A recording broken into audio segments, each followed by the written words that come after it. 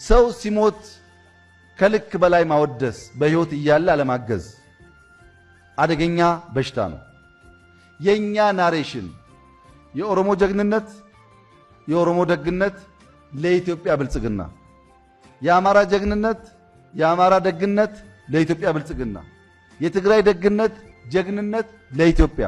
ያኛዋቁም የመጀንገሩም ከሆነ እንደዚህ የለመለመ ነገር ይሆናል።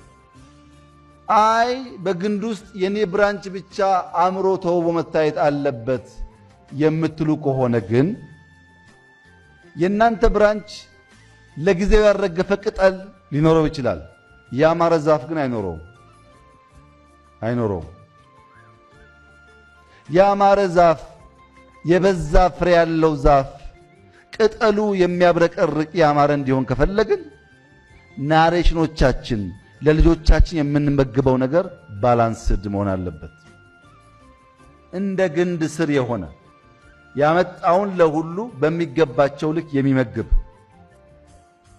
የኢትዮጵያ ባህል ልጅ አባቱን ለማድነቅ አሁን ደግሞ የበደላት እናቱን ይቅርታ ለመጠየቅ መሞት አለባት።